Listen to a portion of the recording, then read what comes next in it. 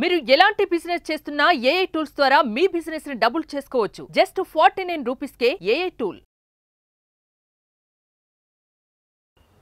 నేను ఇంటికి వెళ్తున్నా, నేను ఇంటికి వెళ్ళే దారిలో ఉన్నా, నువ్వు ఇంటికి వెళ్ళావా?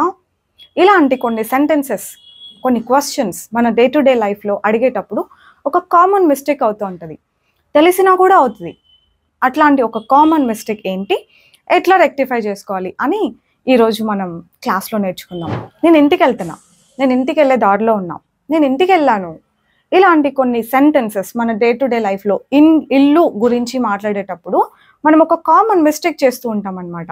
ఆ మిస్టేక్ ఏంటి, ఎలా అవాయిడ్ చేయాలి, ఈరోజు మనం క్లాస్లో నేర్చుకుందాం. Hello everyone, I'm Anita and I'm here with you all to tell you all how you can avoid that mistake when you're talking about home. ఏంటంటే బేసిక్గా హోమ్ అని మాట్లాడే ముందు మనం టు యూస్ చేయకూడదు. హోమ్ అన్న వర్డ్కి ముందు టు అన్నది యూస్ చేయకూడదు.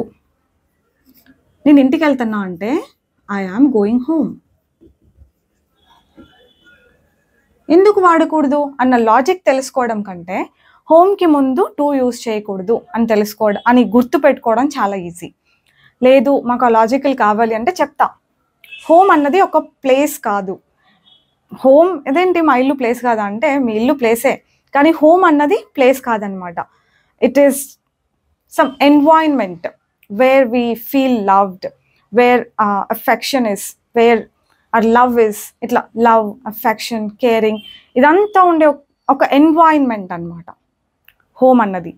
సో ఇది ఒక ప్లేస్గా కన్సిడర్ చేయరు కాబట్టి, ఒక్క పర్టికులర్ ప్లేస్గా కన్సిడర్ చేయరు కాబట్టి దీనికి ముందు టు అన్నది యూజ్ చేయం. అది నువ్వు హోమ్ అని ఎక్కడ యూజ్ చేసినా మీరు టు అని పెట్టకండి.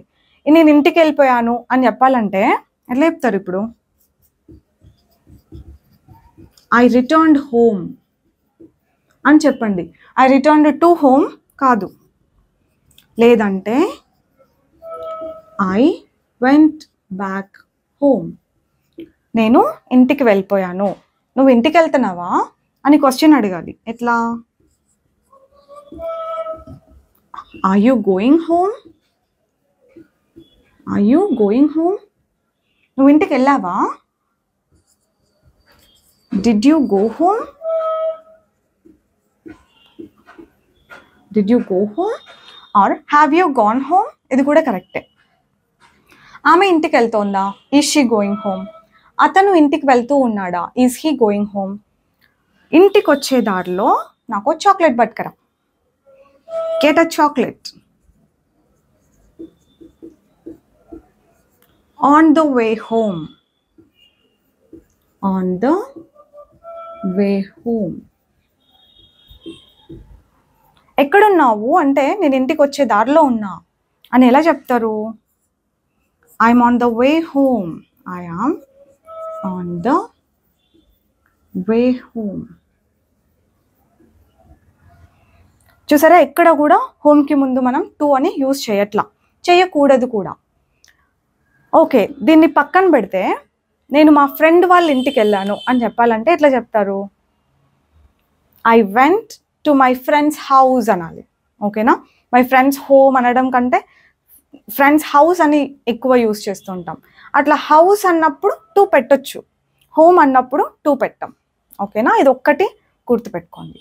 నువ్వు ఇంటి దగ్గరే ఉన్నావా, ఇంటి దగ్గరే ఉంటావా, ఇలాంటి క్వశ్చన్స్ ఆర్ యూ హోమ్ అని అడగాలి.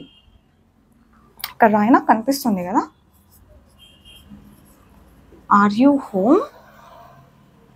ఆర్ యూ అనిత లాగా are you home, are you Anitha అని అంటే నువ్వు అనితానా, ఆర్ యూ హోమ్ అంటే నువ్వు హోమా, అట్లాంటి అర్థాలు తీసుకోకూడదు. ఆర్ యూ హోమ్ అంటే నువ్వు ఇంటి దగ్గర ఉన్నావా అని. మన వాళ్ళకి అర్థమయ్యేలాగా అట్ హోమ్ అని కూడా పెట్టుకోవచ్చు. But are you home is 100% correct.